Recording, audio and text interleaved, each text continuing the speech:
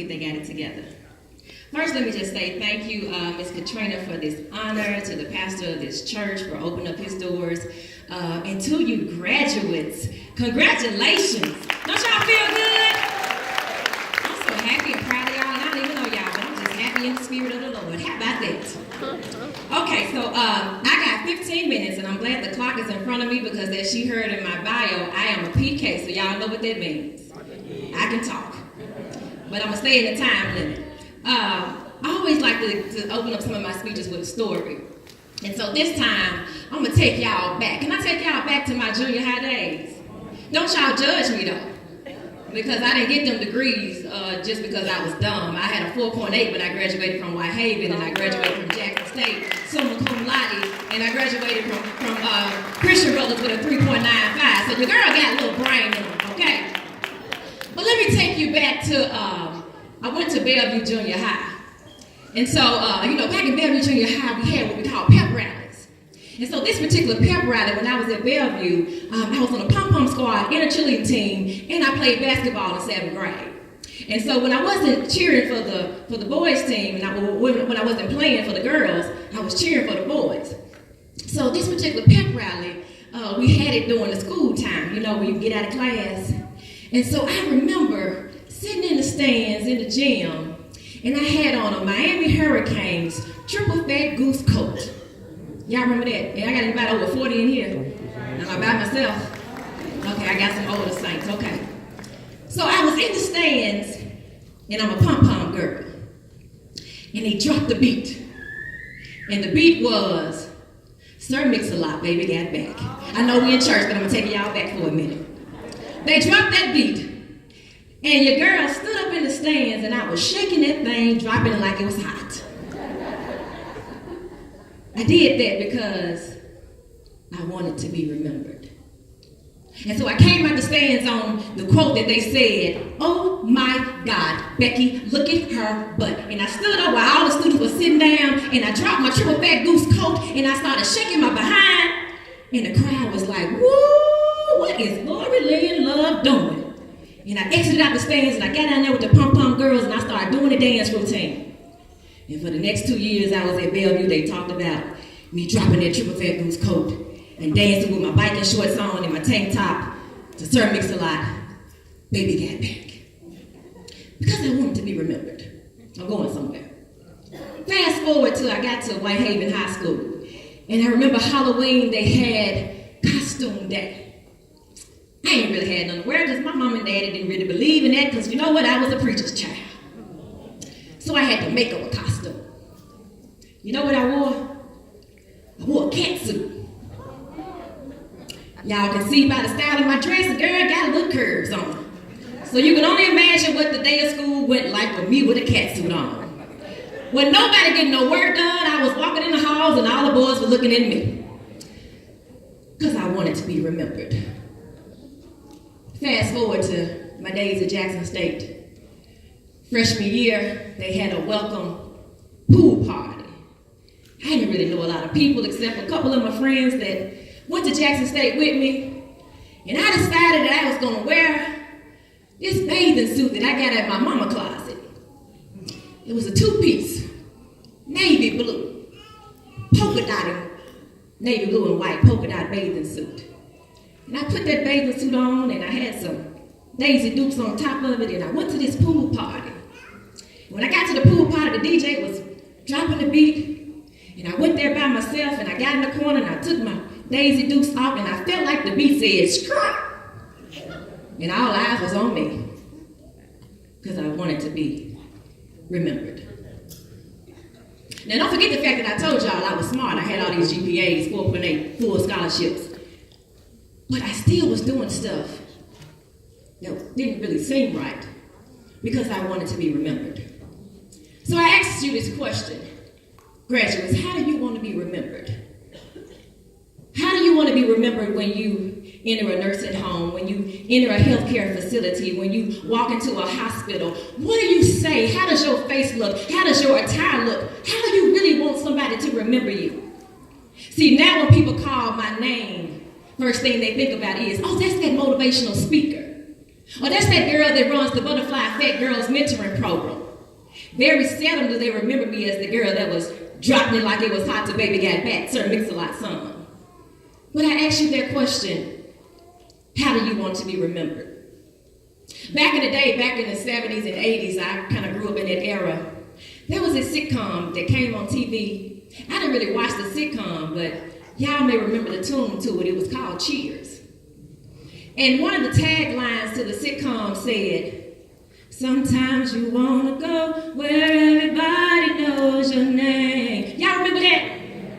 And they're always glad you can. You want to go where people can see that their problems are all the same. You want to go where everybody knows your name.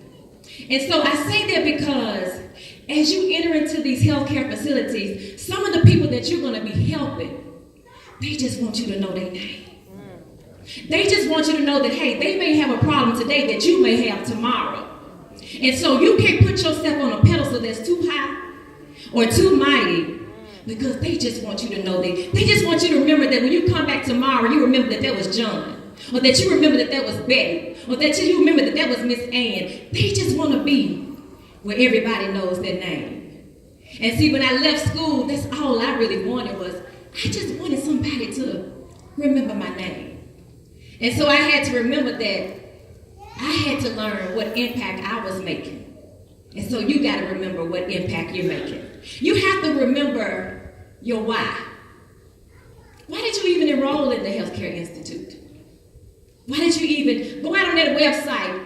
Was it because your girlfriend sent you there? I mean, I enrolled in Jackson State just because my girlfriend was enrolled in Jackson State, and she majored in computer science, so I majored in computer science. I was just copycatting, but it worked. I've been at FedEx 20 years. All because I was copycatting. And so you have to ask yourself, why did I even start on this path? Was it because I just need to have a better life? Is it because you're trying to make more money? Is it because you're just tired of your family on your nerves? They just telling, girl, what you gonna do with your life? You got all these kids, you got a new baby, you done lost your... Why did you enroll in this program to start with? They say a CNA is here to help and to assist. You're here to help and assist those who have minor and the most crucial healthcare problems. You are the eyes and the ears of all the doctors and nurses in the healthcare industry. So your role is critical, it's crucial. You know, I have to understand that my why and why I even do what I do now. It was literally because I wanted to be what somebody was to me. I remember growing up, my mom, she worked a lot of hours, and my dad, he was like working swing shift. And my best friend since first grade, her name was Loie Tyler. She's now the first lady at Mount Vernon Baptist Church. She lived directly across the street from me. Her mother had 5 kids and a husband and a dog. Her mother was a school teacher. And I remember so many days we would walk to Garden View Elementary School and we would walk home. And I had homework sometimes I didn't understand. And then we ended up going to junior high school together. And then as I would get home from junior high school, I would go over to her house, and there was times when I had science fair projects, I had essays to write, I had research papers to do. And her mother, with 5 kids, a husband, and a dog, would stay up at 12 o'clock at night, 1 o'clock in the morning, helping me with my work. She was the one. And so it's ironic because a lot of times people follow me on Facebook. I told in my intro, they talked about my new t-shirt line. I have this t-shirt out that I created called Be the One. Be the one. Be the one. Because somebody was the one for you. Somebody, Miss Katrina was the one for you when she started this healthcare institute. And so when I look at my why, I say, God, I want to inspire somebody. I want to help somebody because Miss Barbara Tyler, she took out the time. Even though she had kids of her own, she sacrificed. She was selfless. She was the epitome of what the Bible says. She esteemed somebody higher than herself, and she helped me. And I said, God, I want to return the favor. I want to help somebody else. I want to encourage somebody else. I want to motivate somebody else. I want to be the one. And so when you step into those hospital rooms and those nursing homes, those regular, daycare facilities, you got to learn to just be the one for somebody else. You got to be able to plant those seeds. And so I appreciate Miss Tyler. But how many of you know that sometimes even when you know why you're doing what you're doing, even though you recognize your purpose in life, life still happens. The young lady got up and she said it was so hard because she was going through so much. I remember last year, July 25th, last summer, I was going through some stuff. October 25th, it was a Wednesday afternoon, I got an email from a young lady. Broke my heart. It was some news concerning my marriage. And when I got that email, I read it, and I was like, oh no, this can't be right. This can't be true. I called my husband, I said, forward the email to him. I said, okay, let me digest this. Turned out that the emails that I was getting from this young lady were true. My husband had been unfaithful. I said, okay, God, and this the second time this didn't happen to me because this is my second marriage. How am I going to pick up the pieces when life happens? And so that Wednesday that I was getting those emails, I was scheduled to speak at a women's empowerment luncheon that Friday.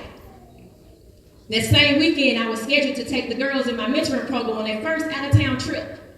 We was going to Nashville Shores. But because I was so heartbroken, I didn't eat for days. I cried for weeks. I cried taking my sons to school. I cried picking them up. I wanted to cancel everything. I wanted to just sit on, like Lenny Williams said, I wanted to just sit in the room and just ball up in a ball and just die. I wanted to cancel every event that I had. And God said, that ain't how I built you. That ain't how I made you. I made you to persevere. And I heard Miss Katrina say that you got to persevere through all the hardships. Those 5 weeks may seem like 5 years, but you got to persevere. And so, as I thought back on that day, when I felt like, I don't know how I'm going to get through this. I don't know how I'm going to get through another divorce. I don't know how I'm going to get through another feeling of somebody cheating on me or going through infidelity. And it could just be, Lord, you know what? It's because I was planting some seeds way back when. I've been with somebody else's husband before. Ain't no secret. I sold my seeds. Everybody got their own sin. I was just getting payback. But it didn't mean that it didn't hurt. And so I had to realize that even when you know your purpose, even when you want your name to be remembered, life still happens. So how are you going to deal with it? God made me remember this game we used to play back in the elementary days. Y'all remember pencil break? How many of y'all used to play pencil break? I never really understand the purpose of the game, but I just remember some of my friends playing pencil break. And so the object of the game, pencil break, was that you would take a perfectly brand new pencil and you would get with your friends and see who could break the other person's pencil. Didn't make any sense. Was it a power struggle? Was it an ego? I mean, what was the purpose of playing pencil break? And so what I noticed was the quote, winner's pencil would still look like this. However, the person that lose or got their pencil broken, their pencils look like this. And what ended up happening? The loser would throw their pencils in the garbage. But don't y'all know God works in mysterious ways? That's why I love him so much. God can just use anything to give you a message. So I was sitting here wondering, like, Lord, I done spoke to these graduates 3 times. What am I going to tell them this time? God said, pencil break, that's what you're going to tell them? I said, okay, God, use the pencil. God said, when you're playing pencil break and the winner pencil is still whole, he think he done won. And the loser, who now has his pencil broken in half, it looked like it's garbage. It looked like it's trash.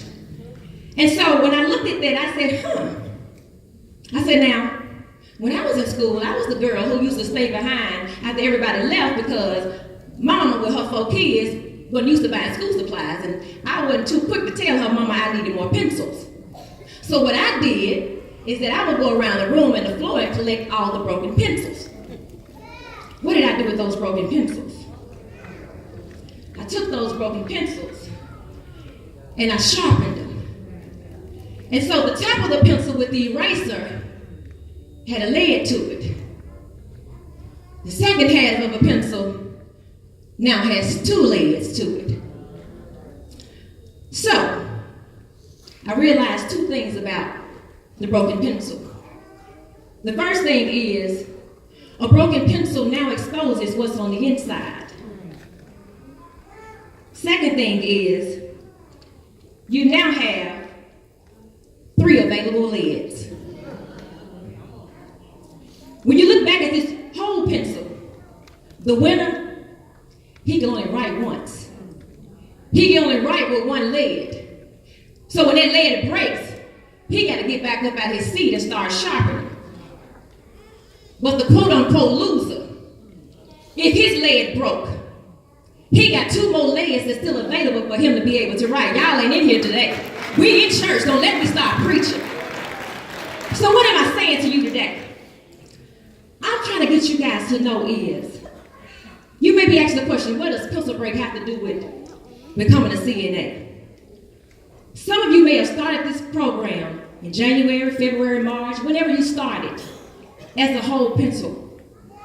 And then your life happened. You lost some friends along the way. You struggled with some bills. You may have even experienced death in your family. You may even have experienced sickness. You had family problems. Your children got on your nerves. Your mama and your daddy just wouldn't let you go. Life happened. You lost your job. You was frustrated. Dude stopped calling. He would text you. Well, the only time he was texting was after midnight. We know what that's called. And so life happened. And so what happens is, you thought you were still whole, but you realized you were broken. You had a hard time finishing some of the assignments, some of your clinicals. You just thought you wasn't going to make it through. I heard you. But I'm here to tell you that even though you had life to happen, and even when you leave here today and you get this certification, life is still going to happen. But can I tell y'all that you're more valuable as a broken pencil than you were as a whole one? And so here's the thought. They thought that you lost. See, they thought as a whole pencil they were the winner. But really, you're the winner when you're broken. Because now the broken pencil has the visibility of what's in the inside. See, I learned back in July of last year what was on the inside of me. The devil wanted me to sit in a corner for months and weep and cry and have a pity party. But God said, I need you to get up. And so I got up with my 3 leads and I started putting them leads to work. What I did was I took my broken pencil, started my t-shirt line. I got another t-shirt that says, I walk my life, but God runs it. I took my broken pencil. I started pouring into my motivational speaking business. Started putting stuff on Facebook. I started, going to different schools. I spoke at over 30 schools and churches and in the community last year. I started using my broken pencil. I finally finished my website that was on my to-do list for 2 or 3 years. I took my broken pencil. I lost 30 pounds because I normally gain weight over the Christmas time because I like to eat. I took my broken pencil and I did all this stuff that the winner thought that he had broken me. The girl that emailed me, she thought that what she told me would break me. But I'm standing here today as I may be a broken pencil, but baby, I'm still writing with this broken pencil. And so I'm not the only person that may have came in here today thinking that I was whole, but life has a way of breaking us down. If you look at your founder, Miss Katrina, I know life has happened to her. Life has happened to all of us. But even Miss Katrina has taken her broken pencil. She took 1 lead and she started the Healthcare Institute of Tennessee. And she took that second lead and she started the program that she has, the Sweet Jar Foundation, her nonprofit. I did some research. She took a 3rd lead on that pencil and she started the Celebrity Body Studio. And she must have had another pencil somewhere because it was only 3 leads on this one. But she must have got another pencil, and then that's when she became senator for Tennessee. And so what I'm saying is you don't stop right here.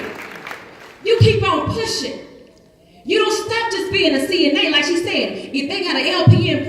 go there. If you want to be a registered nurse, you go there. If you want to start your own healthcare program, you start there. I tell people all the time, I don't care if there's 100 mentoring programs in the city of Memphis, all of them are needed. Because we got too many young girls out here that's dealing with suicide, bullying, low self-esteem, and I only have 50 in my program, so we need every program we can get. Don't stop here. Don't discount yourself or the people that you're going to care for. There's going to be some people that you're going to be seeing about. They're going to be broken. But you got to learn how to be the one for them. You got to learn how to let your problems sit on the back burner for that day. You got to learn how to put a smile on your face. See, I couldn't go on that trip with my girls wallowing in self-pity because I found out about a husband. I had to still inspire my girls because they were dealing with stuff. I had a girl in my program who had been raped twice. I couldn't deal with no marriage stuff on a trip.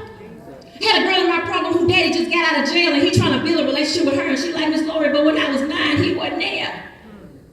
She said, I'm 17, I don't know him. I had to forget about my problems. And I had to think about my girls. So when you go to work, you got to forget about what's at the house. And you got to worry about the people that you're hooking up your neck thing to. Listening to their heartbeat. I don't know what it's called. I ain't no medical person. I'm a computer person. You can give me a laptop and I can do some stuff. But you got to forget about the things that you're dealing with. You got to put the cell phones down. And you got to be able to build a relationship. I heard you guys say that as you're in class, y'all built a sisterhood. That's so beautiful. Because they say we can't get along. And so I leave you with this point. Use every point of your broken pencil. Go the extra mile. You may not be remembered by dropping it like it's hot to baby got back, Sir Mix-a-Lot. You may not come to your job wearing a cat suit. Please don't.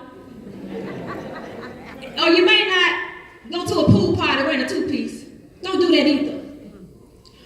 But just remember, whatever it takes for you to be remembered, and whatever it takes for the person that you're caring for them, for you to make an impact in their life. Because you never know when you're going to see them again. You never know them getting well. They might just leave you and they will. You never know what impact you may leave and have on their life. Remember your why, even when life happens. And just remember, when your pencil breaks, sharpen that pencil in. Don't just sharpen your pencil. Pick another pencil off the floor. Sharpen that pencil. And keep writing your story. Thank y'all so much.